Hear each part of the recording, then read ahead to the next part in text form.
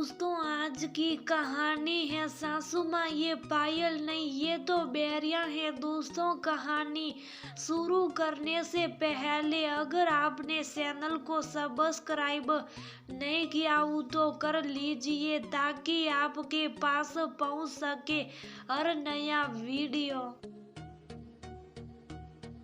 आज के जमाने में कौन इतनी भारी भारी पायल पहनता है। मैं सोचता था तुम मॉडर्न लड़की हो, इन सब चीजों को इतना पसंद नहीं करती हो।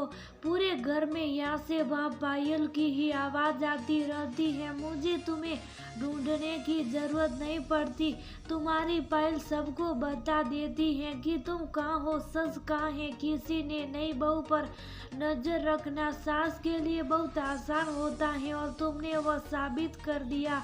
राघव अपनी पत्नी निया से कहता है। निया बोली, आप कौन? पुराने ख्याल आता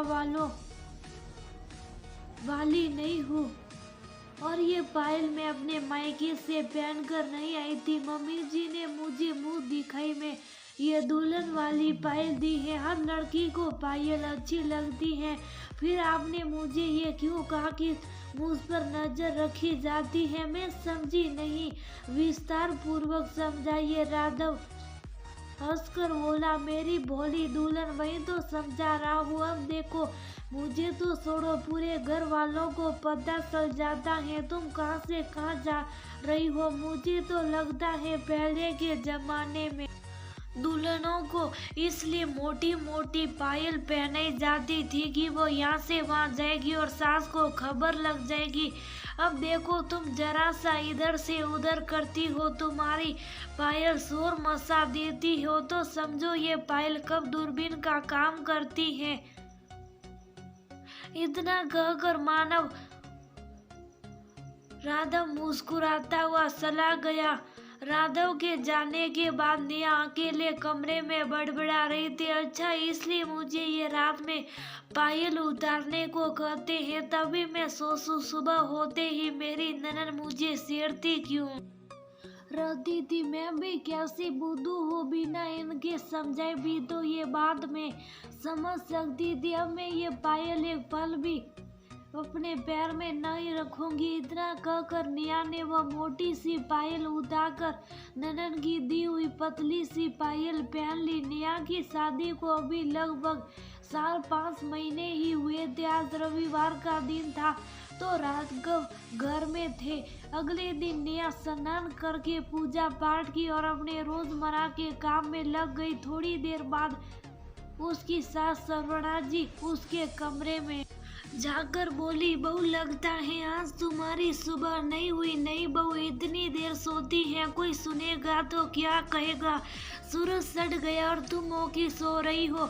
राघव बोला, क्या मैं रविवार ही तो मिलता है, उस दिन भी आप जगाने आ गई। निया तो कब की जा चुकी है, फिर आप किसे जगा रही है? सवर्णा जी बोली, बहू जग गई कब? मुझे तो उसकी कोई आवाज तक नहीं आई। ऐसे तो वह जब जग जाती थी तो उसकी पायलों की आवाज से मैं समझ जाती थी, पर आज तो उसकी पायल की आवाज भी नहीं आई। फिर कहाँ गई बहू? सवर्णा जी इधर से उधर हर कमरे में निया को ढूंढ रही थी। तभी उनके पति मनोहर बाबू बोले, क्या बात है भाग्यवान, सुबह सुबह चेहरा क्यों उतरा है? लग रहा है तुम्हारी कोई चीज खो गई है। सवर्णा जी बोली, आप भी ना सुबह सुबह मस्खरी करते हैं, न जाने बहू कहाँ गई।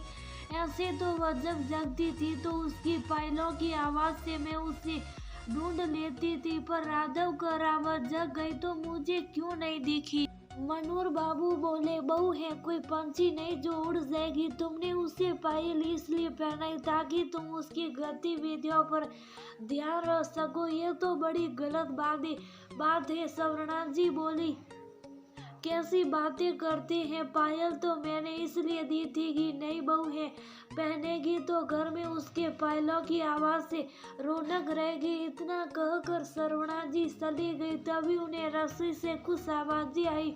बहू, तुम रसोई में क्या कर रही हो और तुम यहाँ कब आई? मुझे तो पता भी नई सलाह, क्या तुमने मेरी दी हुई पायल खोल दी? जरा दिखाओ।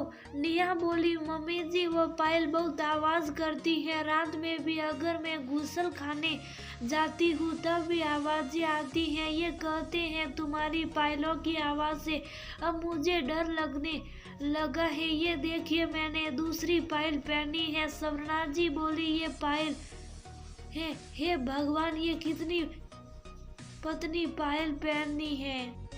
जरूर तुम्हारे मायके से आई होगी। यही अगर ससुराल से हल्की सी मिली होती तब तुम्हें अच्छा नहीं लगता। निया मुस्कुराकर बोली, मम्मी जी तो पायल होती है, कोई जंजीर नहीं। पतली हो या मोटी हो, बस उसकी आवाज मधुर होनी चाहिए। जो पायल औरत की खूबसूरती ना बढ़ाकर उसके बंधन जैसा एहसास दिलाए तो क्या फायदा उस पायल का? कुछ रोज ऐसा ही चलता रहा। स्वर्णा जी को नेहा के आने जाने का पता नहीं चलता था, पर वही राघव बहुत खुश था कि अब पति पत्नी के एकांत का पता किसी को नहीं चलता है। एक रोज नेहा किसी काम से छत पर गई थी। दूसरे ही दिन पड़ोस की महिला ने स्वर्णा जी को कहा, स्वर्णा जी आपकी बहू दिन ब दिन सुंदर होती जा रही है। स्वर्णा जी बोली, महीनों पहले आपने बहू को मुंह दिखाई में इसे देखा था, आज भी उसकी सुंदरता के गुण गा रही हैं। जब पड़ोसन ने सारी बात बताई तो स्वर्णा जी को बहुत गुस्सा आया। पड़ोसन से बात करने के बाद स्वर्णा जी घर के अंदर गई और नेहा को आवाज देकर बुलाई। जी मम्मी जी, आपने मुझे बुलाया? स्वर्णा जी बोली, बहू क्या जरूरत थी तुम्हें छत पर जाने की, और तुम कब छत पर गई? मुझे तो पता भी नहीं चला। मैंने तुमसे कहा भी था अभी कुछ महीने घर से बाहर मत जाया करो, घर के भीतर का काम करो, बाहर का काम मैं संभाल लूंगी। नेहा बोली, मम्मी जी सर्दी का मौसम आ गया है, दिन बहुत छोटा होने लगा है, सूरज कितनी जल्दी ढल जाता है पता भी नहीं चलता और कपड़े भी नहीं सूखते हैं, इसलिए मैं छत पर चली गई। पर आप चिंता मत कीजिए, मैं सर पर पल्लू रख कर गई थी। स्वर्णा जी बोली, पल्लू रखने से क्या होता है? पड़ोस की औरतों ने तो देख लिया, इसलिए मैंने तुम्हें कहा था पायल पहन के रखो। अगर जो मुझे पता चल जाता तो मैं तुम्हें उसी वक्त रोक देती। नेहा आश्चर्य से उन्हें देखने लगी और बोली, मम्मी जी आप पायल के जरिए मुझ पर नजर रखना चाहती है। ये सुनकर मुझे बहुत अफसोस हुआ। मैं तो सोच रही थी कि पायल मुझे प्यार से पहना रही है, पर मुझे ये ना मालूम था कि सास बहू को पायल पहनाती है।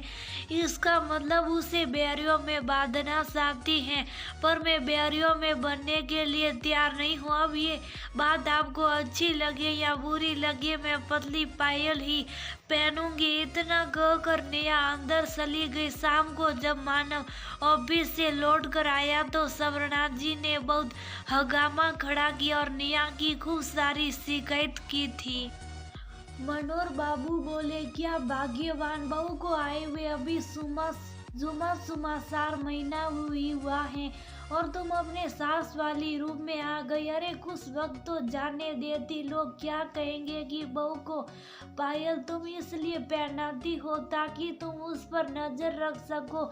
मेरी माँ ने तो तुम्हारे साथ ऐसा कुछ नहीं किया था, फिर तुमने अपनी बहू के साथ ऐसा व्यवहार क्यों किया? राघव बोला, माँ हर बात के लिए इसे क्यों दोषी ठहरा रही हो? मैंने इसे पायल बदलने के लिए कहा था, मुझे नहीं पसंद इसका इतना भारी पायल पहना या इतनी सारी चूड़ियां पहना। जिस सरगार से बंधन जैसा महसूस हो उस सरगार को करने में क्या औरत को खुशी मिल सकती है?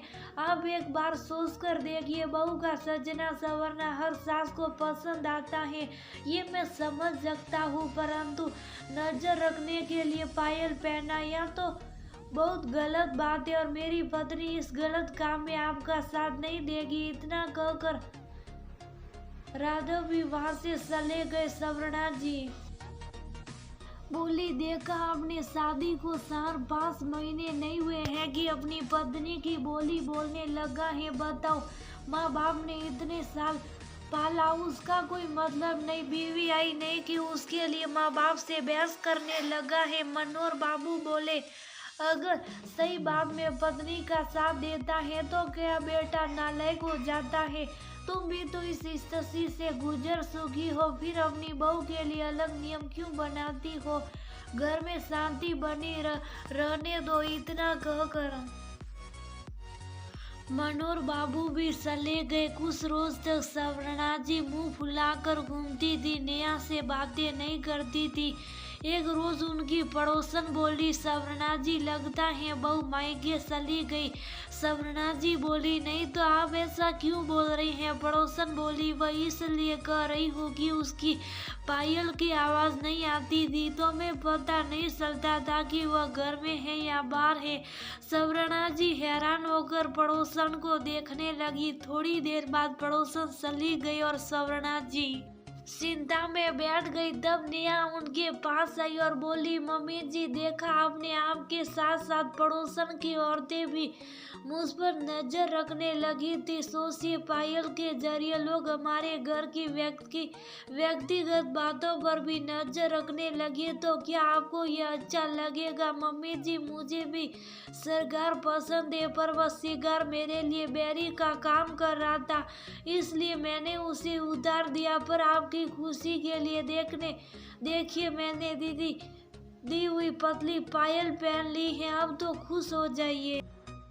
इस घर में हम ही दोनों हैं, अगर हम दोनों एक दूसरे से नाराज रहेंगे तो बताइए क्या फायदा? नेहा ने इतने प्यार से कहा कि सवर्णा जी बोली, बहू तुम सही कह रही हो, इन औरतों की बातों में आकर मैंने तुम्हें इतनी भारी भरकम पायल पहना दी, और मैंने ये सोचा ही नहीं कि कहीं ना कहीं ये पायल तुम्हारे व्यक्तिगत जीवन में दखल डाल रहा होगा। बेचारा मेरा बेटा इतने दिनों से शुभ था, कुछ बोलता भी नहीं था। अच्छा किया तुमने जो वह पायल बदल दी और अब तुम आराम से छत पर जाओ, देखती हूँ कौन मेरी बहू के बारे में कुछ कहता है। सवर्णा जी के इतना कहते ही नेहा ने उन्हें गले से लगा लिया और बोली, चलिए मम्मी जी अदरक वाली चाय बनाती हूँ, सब मिलकर एक साथ बैठकर पियेंगे। इतना कहकर दोनों सास बहू रसोई की तरफ चली गई।